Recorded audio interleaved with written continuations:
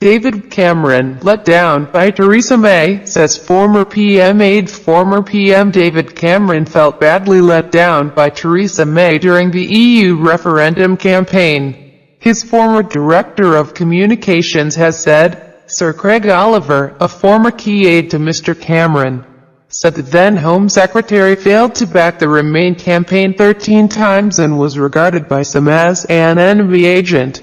He also said Boris Johnson believed the Leave campaign would be crushed. Neither Downing Street nor the Foreign Secretary has responded to the claims. The claims are made in a book, Unleashing Demons, The Inside Story of Brexit, serialised in the Mail on Sunday. In it, Sir Craig says Mr. Cameron briefly considered staying on as Prime Minister, despite losing the referendum. However, he says he decided against it, saying he feared remaining in Downing Street would have left him being prepared for the slaughterhouse. Mr. Cameron resigned as Prime Minister the day after the result and was replaced by Mrs. May. 13 occasions. Sir Craig says Mrs. May only came off the fence in favor of Remain after Mr. Cameron became visibly wound up and gave her a dressing down over the telephone. Amid the murder and betrayal of the campaign, one figure stayed very still at the center of it all, Theresa May. Now she is the last one standing, wrote Sir Craig, who was Mr. Cameron's Director of Communications for 5 years. Sir Craig's book suggests Mr. Cameron was left uncertain over whether Mrs. May favored staying in the European Union. He said Mrs. May was referred to dismissively by aides as Submarine May during the campaign. The then Home Secretary's sphinx-like approach became difficult, he added in the book, as the press were questioning which way she would jump. Sir Craig said matters finally came to a head after a newspaper warned Mr. Cameron faced last-minute opposition from Mrs. May to his deal for EU reform. Train phone call later. On a train to Chippenham for a speech, DC, David Cameron is visibly wound up by the report.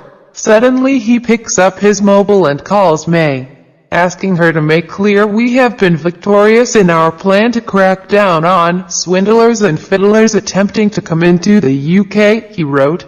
When he hangs up he seems to think he's made an impact. Later the Home Secretary issues a statement saying she believes there's the basis for a deal here. Norman Smith, BBC assistant political editor, says the book gives a sense of the deep anger and frustration within Mr. Cameron's top team and Mrs. May's lukewarm support during the referendum campaign. Sir Craig also claims Mr. Johnson, now Foreign Secretary, was genuinely in turmoil about supporting the Leave campaign and had been flip-flopping within a matter of hours of declaring his intention. The former mayor of London became a prominent leader of the pro-Brexit campaign. Sir Craig writes that the day before throwing his weight behind the Leave campaign, Mr. Johnson sent a text to Mr. Cameron warning him that he would be campaigning for Brexit. However, he says Mr. Johnson later sent a second message suggesting he could back Remain. Genuinely in turmoil, I asked DC what makes him so sure Boris is wobbling. He reads out some parts of the text including the phrase, "Depression is setting in," followed by a clear sense that he's reconsidering. Neither of us is left in any doubt, he added. I am struck by two things. Boris is genuinely in turmoil, flip-flopping within a matter of hours, and his cavalier approach. Sir Craig says Mr. Cameron received a final text message from Mr. Johnson saying he would be backing Leave just 9 minutes before he publicly announced his intentions. He writes that he believes Mr. Johnson was really a confused dinner, saying his previous conversations with him confirmed that view.